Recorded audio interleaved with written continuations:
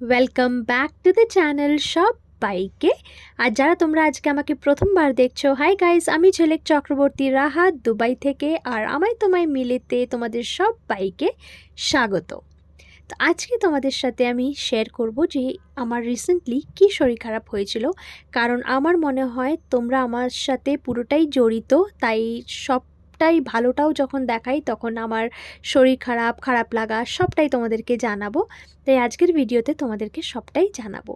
তো আজকে আমি মর্নিং শিফট করছি 10 to 7।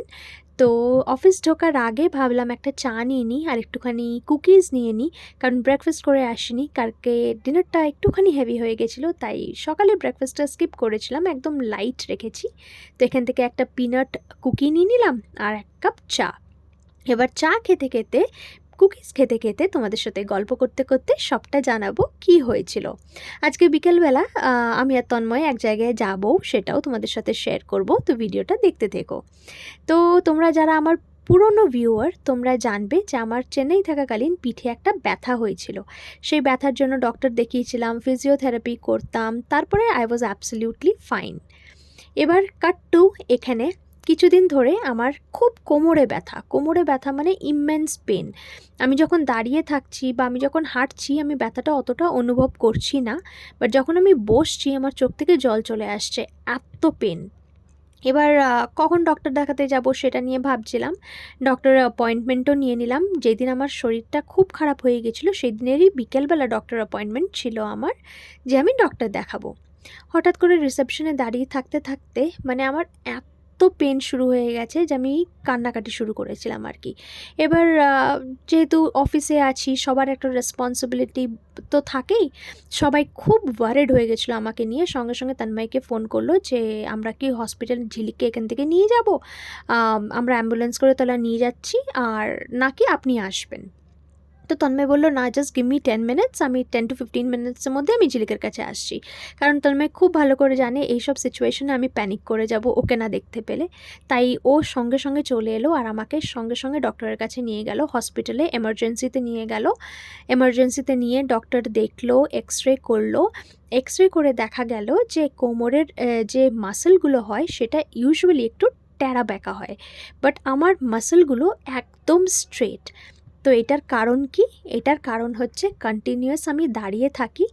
আর আরেকটা জিনিসও হয়েছে, সেটা হচ্ছে আমি কিছুদিন আগে বাথরুমে পড়ে গেছিলাম। So this is the reason যেটার জন্য আমার কোমরে এতটা ব্যথা। Good evening. এই জাস্ট বেরোলাম ডিউটি থেকে। এখন তোমাদেরকে সকালবেলা বলছিলাম না আজকে এক জায়গায় যাওয়ার আছে। আসলে যাওয়ার আছে দুবাই মল, কারণ আমার একজন ফ্রেন্ড, মানে আমার একটা ফ্রেন্ড ওর মেয়ের জন্য গুচি থেকে একটা জিনিস নিতে বলেছে, ড্রেস নিতে বলেছে। তাই দুবাই মল যাচ্ছি বাচ্চার জন্য, তো ওই জন্য না নিতে পারলে আমারও মনটা ভালো লাগতো না। এখন মানে খুব টায়ার্ড লাগছে, বাট স্টিল যাচ্ছি। তন্ময়ের আজকে ছুটি ছিল, তন্ময় ওই দিক থেকে দুবাই মলের ওখানে আসছে, আর আমি অফিসের এখান থেকে যাচ্ছি। আজকে খুব বিজি ছিল অফিস, খুব বিজি ছিল, মানে লাঞ্চও হয়নি আজকে, লাঞ্চও করিনি, এত বিজি ছিল। তারপরে বিকেলবেলা আমার যে ফ্রন্ট অফিস ম্যানেজার, উনি আর আমরা দুজনেই লাঞ্চ মিস করে গেছিলাম আজকে। তো উনি তারপর চিকেন পরাঠা অর্ডার দিয়ে দুজনের জন্য আমরা খেলাম, এই আর কি। এখন যাই, ঠিক আছে? ওইদিকে বাস চলে এসছে, দেখতে পাচ্ছ, এই যে বাস, মিস করলাম বাসটা। হয়তো আবার 10-15 মিনিট আমাকে বসতে হবে বাসের জন্য। ইটস ওকে, কারণ এখন রাস্তা ক্রস করব, দৌড়ে ক্রস করার কোনো মানে হয় না, আগে যাক গাড়িগুলো তারপরে। এসে বসলাম। শরীরটা তো খুব একটা ভালো যাচ্ছে না, তোমাদেরকে তো সকালে বললামই সব কিছু কী হয়েছে না হয়েছে। কোমরে প্রচণ্ড ব্যথা, দাঁড়িয়ে থাকছি, দাঁড়িয়ে থাকলে ঠিক আছে, কিন্তু যখনই বসছি কোমরে টান পড়ছে আর লাগছে এখনও। কিন্তু যাই হোক, পেন কিলারটা দেওয়ার পর আর ওষুধ কন্টিনিউয়াসলি খাচ্ছি, এখন অনেকটা বেটার আছি। লাঞ্চ মিস করে গেছি বললাম না, লাঞ্চের পরে বিকেলবেলা যখন খেলাম তারপরে ওষুধ খেয়ে নিয়েছি। কথা বলতে বলতে গাড়িও চলে এসছে, বাস চলে এসছে, এই দেখো, এই যে বাস। এখন যে ড্রেসটা আমি পরে আছি সেই ড্রেসটা সেদিন পরে এসেছিলাম যেদিন আমার শরীরটা খারাপ হয়েছিল অফিসে। তো শরীর খারাপের জন্য হসপিটাল যখন গেলাম তখন তো আমি ইউনিফর্ম পরেই চলে গেছি, তখন আর ড্রেস চেঞ্জ করার কথা মাথাতেও আসেনি। আর আজকে সকালে যে ড্রেসটা পরে এসেছি বাড়ি থেকে সেটা পরে দুবাই মল গেলে ভালো লাগতো না, তাই এটাই পরে নিলাম। সব ঠিক আছে। হ্যাঁ এবার ঠিক আছে। দেখো দুবাই মল।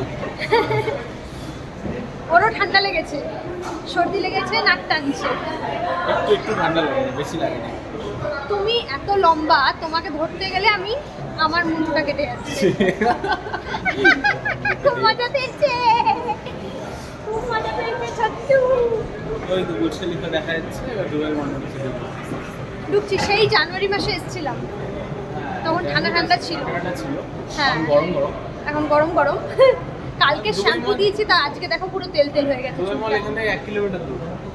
প্রচুর হাঁটতে হয়, প্রচুর হাঁটতে হয় নেমে গো।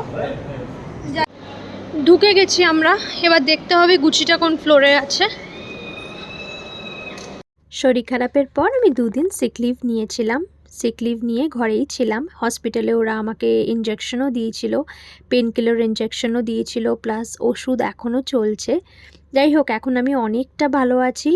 আর 2 দিন কমপ্লিট বেড রেস্টের পর আজকে থেকেই আমি অফিস রেজিউম করলাম। ডক্টর বলেছিল 3 থেকে 4 দিন ছুটি নিতে পারলে খুব ভালো হয়, বেড রেস্ট যদি হয় খুব ভালো হয়। কিন্তু যেহেতু তোমরা জানোই বাড়ি যাচ্ছি, ওরকমভাবে কমপ্লিট বেড রেস্ট নেওয়া, ছুটি নেওয়াটা পসিবল না, তাই জন্য আজকে আমি অফিসে এসেছিলাম। যাই হোক, আজকে আবার তন্ময়েরও ছুটি ছিল, জানো তো।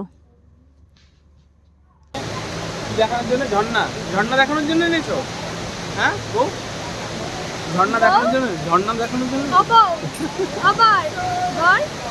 আবার দেখি ওয়াশরুম ওদিকে চলো দেখি।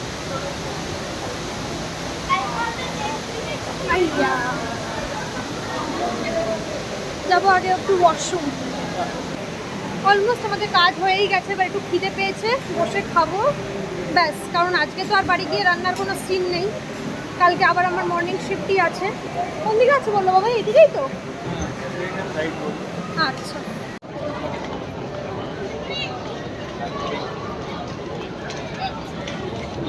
কি ভিড় এখানে।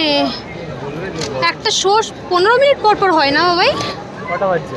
হ্যাঁ তাহলে এখন হবার কথা একটা। কটা বাজছে? 9:45 বাজে। 9টায় হবে, জাস্ট শেষ হলো একটা। হ্যাঁ একটা শেষ হলো জাস্ট।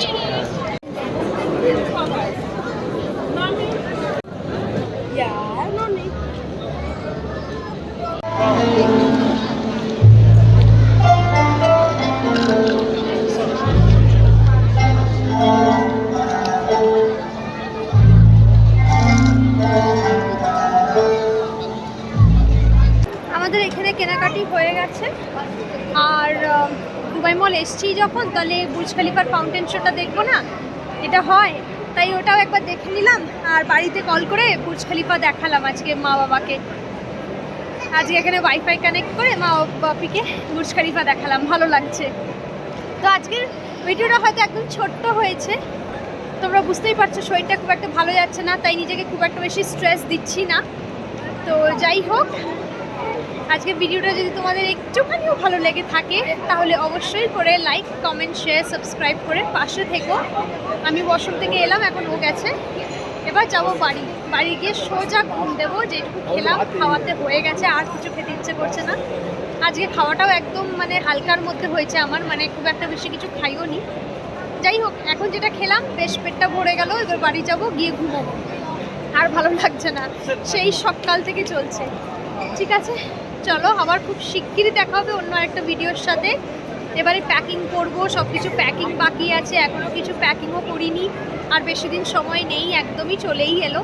তাই ঠিক আছে, ভিডিও হয়তো এখন একটু লেটে লেটে আসছে, বাট প্লিজ অ্যাডজাস্ট করো, কলকাতা যাওয়ার পর অনেক ভিডিওস আসবে। চলো খুব ভালো থেকো, টাটা। আর আমি এখন একদম ভালো আছি, চিন্তা করো না। ব্যথাটা এখন আছে, বাট খুব একটা বেশি নেই, ম্যানেজ করতে পারছি না সেরকম নেই, তাই চিন্তা করো না। আসছি, টাটা। তোমাদেরকে তো টাটা বলে দিলাম, বলে দিয়ে তো ভাবলাম বাড়ি যাব, কিন্তু তন্ময় কিছুতেই রাজি হলো না, যে না না ডিনার করে খালি পেটে ওরকমভাবে শোয়া ঠিক না। তাই চলে এলাম ডিনার করতে। তো প্রথমেই জানো তো স্যালাড দিয়ে দেয় যতক্ষণ না খাবার আসে। আমরা অর্ডার করেছি আজকে একটা মাটনের চেটিনাড মাটন, আর আমি অর্ডার করেছি দোসা, আর ও অর্ডার করেছে বিরিয়ানি। আমার খুব বেশি খাওয়ার ইচ্ছে ছিল না, তাই প্রথমে ভাবলাম যে একটা দোসা নিয়ে দেখি, তারপরে যদি আবার খেতে ইচ্ছে করে আরেকটা নেব। তাই 2 পিস দোসা আর এই যে চেটিনাড মাটন, আরও নিয়েছিল বিরিয়ানি।